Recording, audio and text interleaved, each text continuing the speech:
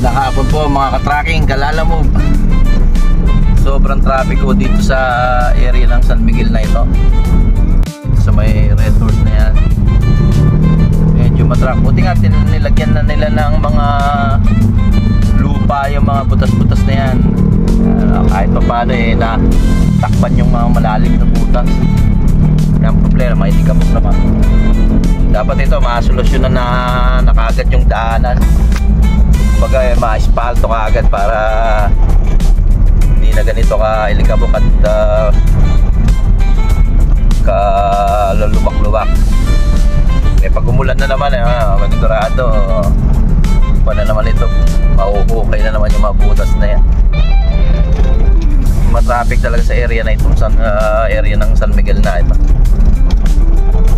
Dito sa may Robinson, no?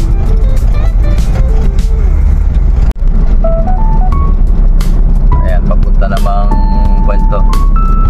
Papunta na ng north. Ito pa south tong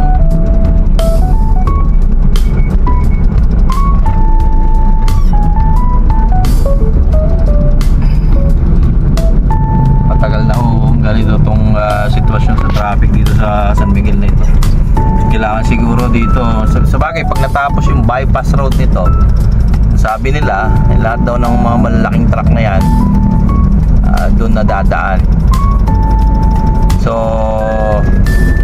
ito mga light vehicle lang dito sa itong main road na ito. Ito yung national road pero gagawa daw sila ng bypass road. Magsisimula doon sa may San Rafael.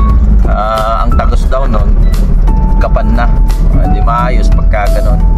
Yan, hindi nadadaan yung mga malalaking truck na yan. Nakakakuan din yan, unang-una nakakasira na unang daan ng bibigat ng mga karga ng mga truck na yan.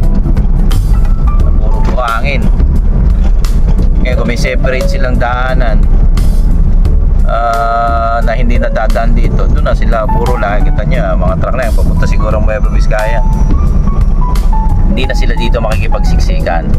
Mas luluwag ng bahagya dito sa parte ng San Miguel na ata.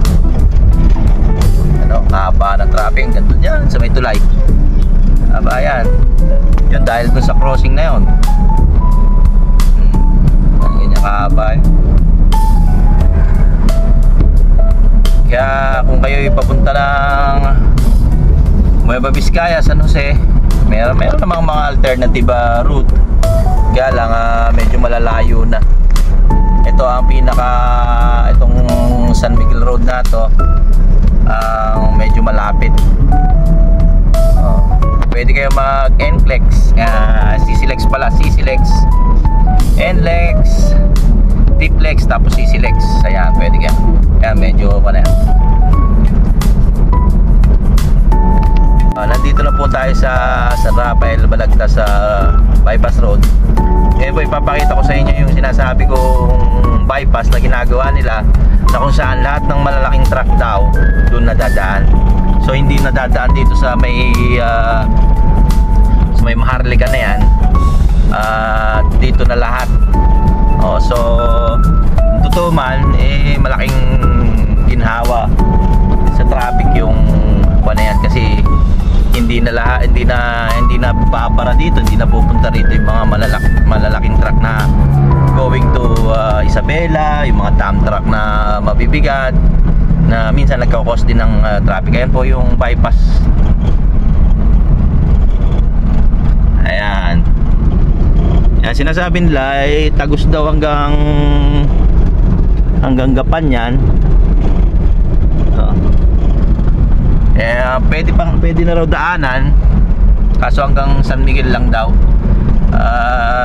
Plano pang papunta hanggang Gapan ang pinakatugon niyan. Balagtas sa San Rafael bypass road. Ito malaking tulong po talaga ito, dahil dati nung araw ang daanan mo ng pagpupunta ka ng Nueva Ecija sa either Santa Ines or Pulilan. Ito na po, ito yung ginawa ito, medyo lumuwag. Pero mga 6 years pa lang po itong, siguro mga 6 years pa lang itong bypass road na ito. Dati yun pa lang, yung kabila pa lang ito, hindi pa ito ginagawa. Siguro nung nakita nilang medyo kasi doon na nung single lane pa yun, nagka-traffic po talaga eh. Talagang nagbobol-bol din ang traffic dahil sa mga tsaka madaling nasisira dahil yun lang ang laging nagagamit yung nandun sa kabila na yun. Kaya ito ginawa nilang nakikita mo is 4 lanes na may hati pa sa parang na expressway style na po yan.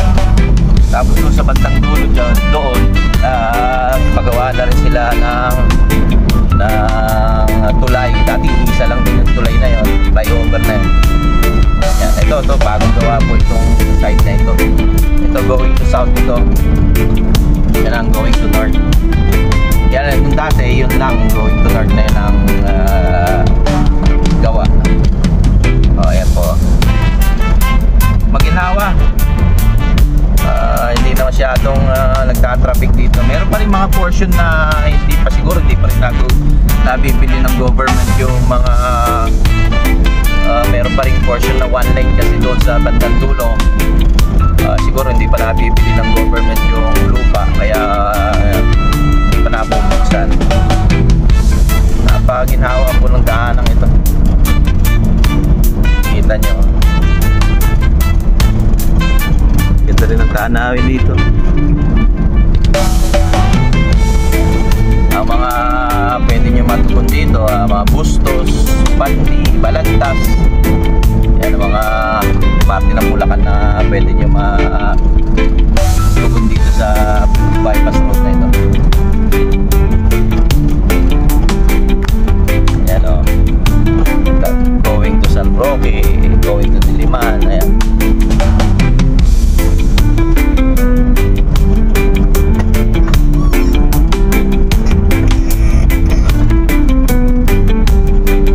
Mahaba din, pero siguro mga 20 minutos din hanggang dulo nito, hanggang Balagtas exit. Yan. Tignan nyo. Nung dati kanya salubungan yan, isang linya lang sa north and south, yung sa kabila lang na yun. Kaya nagta-traffic din. Pero kaya ito na ginawa na. Yan po. Parang express.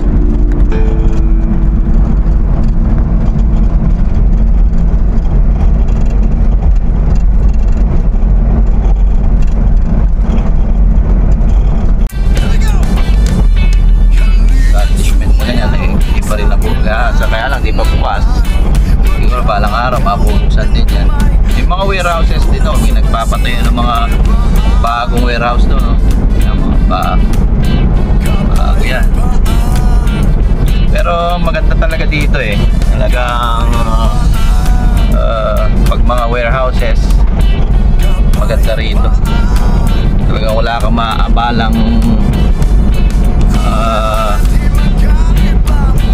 anong tawag dito, yung flyover na bagong gawa. Dati yung north lane na lang na yun, sa kabila lang na yun yung gumagana. Ito wala, ito bagong tayo lang itong isa na ito. Yan po. Ngayon yung sa kabila nire-repair nila, yung kabila. Kasi siguro may mga damage na rin. Ito bagong gawa ito. Yan pa south na ito. Yung sa kabila nire-repair nila para kasi yun lang ang ginagamit tong araw eh. Wala pa itong tulay na yun. Kaya siguro nasira. Meron sila mga portion sira dyan, ginagawa nila. Yun. Pag nagawa naman na yan, hopefully magiging maginhawa na yung daloy ng traffic. Ito medyo may traffic kasi kakain sila dito sa yung mga going to north na yan. Pag nagawa yan, maginhawa na rin.